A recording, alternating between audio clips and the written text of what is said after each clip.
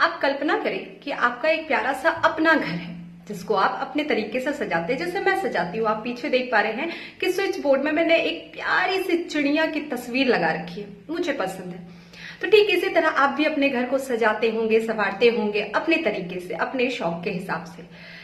But आपको भी पता है कि घर जो है वो पिलर पर आधारित होता है, वो पिलर पर टिका होता है। तो आप ये मानिए कि आपका घर जो है वो 4 पिलर पर टिका हुआ है, और उस 4 पिलर में से अगर कोई भी एक पिलर डगमगाने लगता है या फिर वो डगमगा जाए, तो क्या आपका घर सही से रह पाएगा? क्या आपके घर की टूटने की, आपके घर की गिरने की शंका ज्यादा बढ़ जाएगी ना? तो ठीक उसी तरह लोकतंत्र जो है, जो डेमोक्रेसी की जो हम बात करते हैं, वो भी एक हमारा घर है। और लोकतंत्र जो घर है वो 4 पिलर पर आधारित है। यानी कि 4 पिलर कौन कौन से? विधायिका, कार्यपालिका, न्यायपालिका और मीडिया। ये 4 पिलर है लोकतंत्र वाले घर का। और इन 4 पिलर में से कोई भी एक पिलर डगमगाता है या कमजोर हो जाता है, तो फिर हमारे घर के गिरने की, टूटने फूटने की, उसकी मजबूती पर क्या हो जाता है? क्वेश्चन मार्क लग जाता है। हमारा घर टूट सकता है, वो कभी भी बिखर सकता है। यानी कि लोकतंत्र का ये 4 जो पिलर है, 4 जो खंबा है, अगर इसमें से कोई डगमगा जाए तो हमारा लोकतंत्र भी क्या हो जाएगा? बिखर जाएगा। उसकी मजबूती क्या हो जाएगी? कम हो जाएगी, वो धूमिल होना शुरू हो जाएगा। तो लोकतंत्र के इस 4 पिलर में विधायिका, जो कि विधि बनाने का, कानून बनाने का काम करती है, कार्यपालिका जो उसको इम्प्लीमेंट यानी कि उसको लागू करने का काम करता है, और न्यायपालिका इज फॉर जस्टिस, वो जस्टिस दिलाने का काम करता है। ये 3 पिलर हो गए। चौथा खंबा, चौथा पिलर जिसकी हम बात कर रहे हैं वो है मीडिया। मेन स्ट्रीम में बैठी हुई मीडिया की हम बात कर रहे हैं, ये चौथा पिलर है। और यही पिलर है जो आज के इस लोकतांत्रिक हमारे देश में की अगर हम बात करें तो वो डगमगा रहा है। और अगर ये डगमगाया तो हमारा लोकतंत्र वाला घर जो है उसे गिरने में समय नहीं लगेगा। और डगमगाता हुआ क्यों नजर आ रहा है, अभी हम इस पर भी बात करेंगे, इस पर भी चर्चा करेंगे। तीनों का रोल मैंने आपको बताया, विधायिका, कार्यपालिका एंड न्यायपालिका। बट मीडिया का क्या काम है? मीडिया का कर्तव्य है, मीडिया का काम है कि वो 140 करोड़ जनता की आवाज बने। अगर जनता तकलीफ में है, जनता को किसी भी तरह की परेशानी हो रही है, या फिर सरकार ने कोई योजना लागू किया है, तो उस योजना का लाभ जनता तक पहुंच रहा है या नहीं, हर एक इंसान को मिल रहा है या नहीं, ये बात जानना और सरकार तक पहुंचाना मीडिया का कर्तव्य है। लेकिन अगर मीडिया इसी काम को करना बंद कर दे तो क्या हमारा लोकतंत्र वाला घर मजबूत रह पाएगा? क्या उसकी मजबूती पर प्रश्न चिन्ह नहीं लग जाता है? So is it our responsibility to make that pillar stronger if it's getting weak? क्योंकि we can't replace that pillar, we can't change that pillar. तो ये हमारी जिम्मेदारी बनती है कि हम उसको रिकंस्ट्रक्ट करें, हम उसको फिर से उसी मजबूती के साथ खड़ा कर दें, ताकि हमारा लोकतंत्र वाला घर जो है वो फिर से मजबूती के साथ खड़ा रह सके। सो अगर आज की मीडिया की हम बात करें तो आप देख पा रहे होंगे कि जो मेन स्ट्रीम में बैठी हुई मीडिया है वो जनता की आवाज बनने के बजाय वो सरकार की ही आवाज बन रही है। सरकार के ही प्रवक्ता के रूप में उनका एक रोल आपको देखने को मिल रहा है। और कहीं ना कहीं ये बहुत गलत है, क्योंकि सरकार के प्रवक्ता के रूप में आपको नहीं रहना है, सरकार का प्रचार प्रसार नहीं करना है आपको। क्योंकि सरकार के प्रचार प्रसार के लिए, उनकी तारीफ के लिए, उनकी तारीफ के पुल बांधने के लिए उनके पास अपने प्रवक्ता है, उनके पास अपने स्पोक्स पर्सन है। वो इस काम को करे तो समझ में आता है।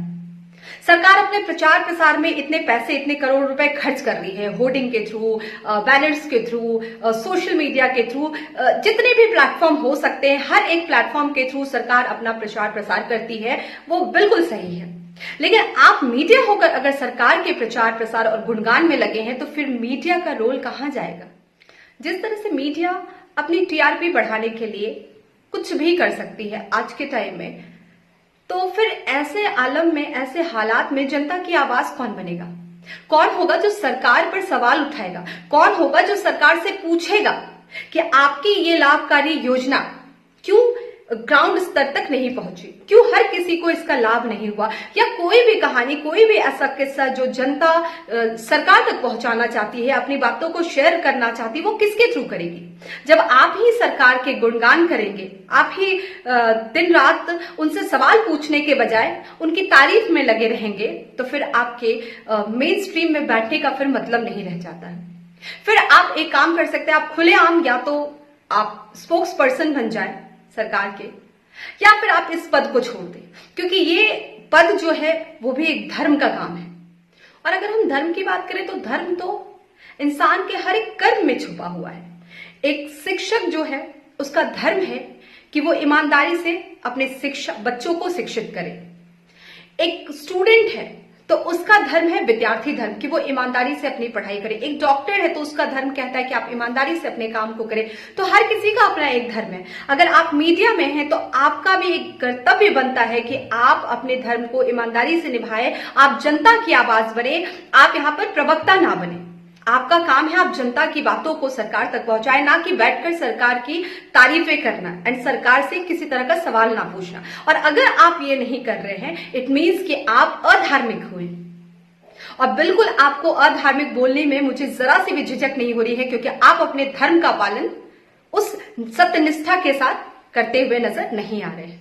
और अगर आप लोग अपने धर्म का पालन सत्यनिष्ठा के साथ करते, ईमानदारी से करते, तो शायद आज हम लोग इस YouTube के प्लेटफॉर्म पर आकर आपको आपके धर्म का बोध नहीं करा रहे होते। आपने कभी पूछा है, क्योंकि आप कभी पूछेंगे नहीं, आपने कभी किसानों का हाल जानने की कोशिश की है? नहीं। क्यों? क्योंकि अगर आप किसानों के ऊपर न्यूज बनाएंगे तो शायद आपकी टीआरपी उतनी नहीं बढ़ेगी जितना आप ड्रामा शो करके आज के समय में दिखा रहे हैं। क्या आज के एंकर्स जो न्यूज बोलते हैं वो न्यूज बोलते हुए कम और चीखते चिल्लाते हुए ज्यादा नजर आते हैं? ऐसा लगता है कि अगर उन्हें छोड़ दिया जाए तो वो कहीं आक्रमण ना कर दे। और न्यूज वालों का ऐसा लगता है कि जैसे अगर आप उनकी जबान ना बोले देन यू आर रॉन्ग। तो ये गलत है। आपका काम है कि आप पक्ष प्रतिपक्ष दोनों की बातों को सुनकर आप एक दूसरे की बातों को बताएं, उनकी बातों को जनता तक पहुंचाएं। आप वहां डिसीजन करता नहीं हो जाते, आप वहां डिसीजन मेकर नहीं हो जाते हैं। अगर आप लोग ईमानदारी से काम कर रहे होते, जनता की आवाज बन रहे होते, तो शायद जनता एक सुकून से रहती, एक निश्चिंतता रहती उनके मन में कि चलो कोई तो है जो हमारे आवाज को उठा रहा है। एक स्टूडेंट कहता कि अगर पेपर लीक होता है तो कोई तो है न्यूज में बैठा हुआ जो हमारी बातों को सरकार तक पहुंचा रहा है। अगर एक किसान मर रहा है, आत्महत्या कर रहा है, तो अगर आप उनकी आवाज बनते तो उनका ये आलम नहीं होता। तो आप जनता की आवाज बने। अपनी टीआरपी को बढ़ाना ठीक है, उसमें कोई गलत नहीं है, सभी पैसे कमाने के लिए बैठे हैं, बट दैट डजंट मीन कि आप कुछ भी कर दें, अपने आप को, अपनी अंतरात्मा को बेच दे पैसों के लिए। तो अपने धर्म को समझे, और धर्म यही कहता है कि आप जिस भी फील्ड में है, जहां भी है, उसको ईमानदारी से करिए, यही धर्म है। और फिलहाल अगर सच कहूं तो मीडिया बिल्कुल भी धार्मिक नहीं, वो पूरी तरह से अधार्मिक हो चुकी है, क्योंकि वो अपने काम को निष्ठापूर्वक नहीं कर रही है।